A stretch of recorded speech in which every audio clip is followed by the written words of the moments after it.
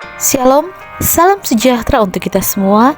Kembali saat ini kita akan mendengarkan bacaan Alkitab yang terdapat dalam kitab Ibrani pasal 9.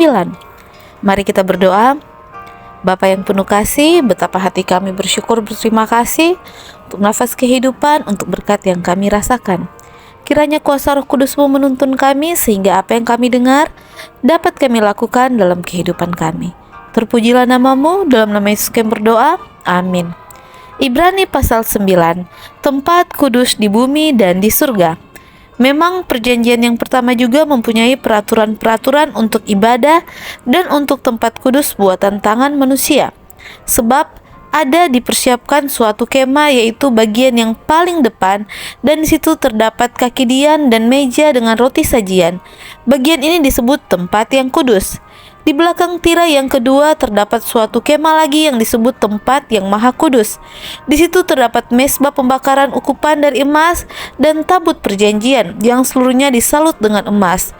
Di dalam tabut perjanjian itu tersimpan buli-buli emas berisi mana, tongkat Harun yang pernah bertunas, dan loh-loh batu yang bertuliskan perjanjian. Dan di atasnya kedua kerup kemuliaan yang menaungi tutup pendamaian. Tetapi hal ini tidak dapat kita bicarakan sekarang secara terperinci. Demikianlah caranya tempat yang kudus itu diatur. Maka imam-imam senantiasa masuk ke dalam kemah yang paling depan itu untuk melakukan ibadah mereka. Tetapi ke dalam kemah yang kedua hanya imam besar saja yang masuk sekali setahun, dan harus dengan darah yang ia persembahkan karena dirinya sendiri dan karena pelanggaran-pelanggaran yang dibuat oleh umatnya dengan tidak sadar. Dengan ini, Roh Kudus menyatakan bahwa jalan ke tempat yang kudus itu belum terbuka selama kemah yang pertama itu masih ada. Itu adalah kiasan masa sekarang. Sesuai dengan itu dipersembahkan korban dan persembahan yang tidak dapat menyempurnakan mereka yang mempersembahkannya menurut hati nurani mereka. Karena semuanya itu di samping makan, minum, dan berbagai macam pembasuhan hanyalah peraturan-peraturan untuk hidup insani yang hanya berlaku sampai tibanya waktu pembaharuan. Kristus adalah pengantara dari perjanjian yang baru, tetapi Kristus telah datang sebagai imam besar untuk hal-hal yang baik yang akan datang. Ia telah melintasi kemah yang lebih besar dan lebih sempurna, yang bukan dibuat oleh tangan manusia, artinya yang tidak termasuk ciptaan ini.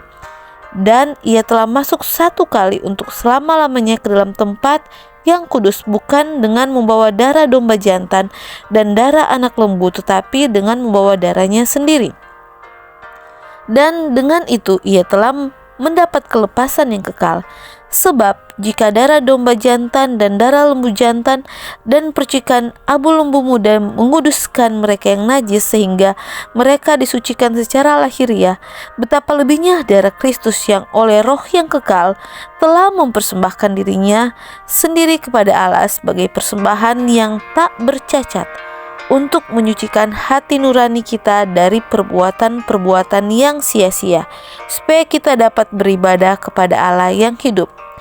Karena itu, ia adalah pengantara dari suatu perjanjian yang baru, supaya mereka yang telah terpanggil dapat menerima bagian kekal yang dijanjikan.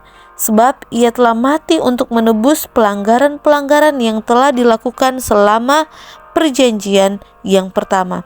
Sebab di mana ada wasiat, di situ harus diberitahukan tentang kematian pembuat wasiat itu. Karena suatu wasiat barulah sah kalau pembuat wasiat itu telah mati. Sebab ia tidak berlaku selama pembuat wasiat itu masih hidup.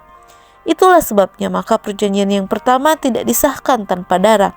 Sebab sesudah Musa memberitahukan semua perintah hukum Taurat kepada seluruh umat, ia mengambil darah anak lembu dan darah domba jantan serta air dan bulu merah dan hisop, lalu memercik kitab itu sendiri dan seluruh umat, sambil berkata, inilah darah perjanjian yang ditetapkan Allah bagi kamu. Dan juga kemah dan semua alat untuk ibadah dipercikannya secara demikian dengan darah.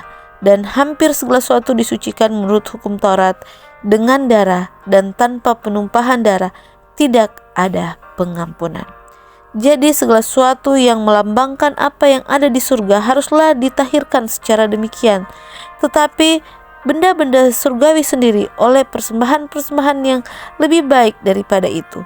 Sebab Kristus bukan masuk ke dalam tempat kudus buatan tangan manusia yang hanya merupakan gambaran saja dari yang sebenarnya, tetapi ke dalam surga sendiri untuk menghadap hadirat Allah guna kepentingan kita. Dan ia bukan masuk untuk berulang-ulang mempersembahkan dirinya sendiri, sebagaimana imam besar setiap tahun masuk dalam tempat kudus dengan darah yang bukan darahnya sendiri. Sebab jika demikian ia harus berulang-ulang menderita sejak dunia ini dijadikan. Tetapi sekarang ia hanya satu kali saja menyatakan dirinya pada zaman akhir untuk menghapus dosa oleh korbannya. Dan sama seperti manusia ditetapkan untuk mati hanya satu kali saja dan sesudah itu dihakimi, demikian pula Kristus hanya satu kali saja mengorbankan dirinya untuk menanggung dosa banyak orang.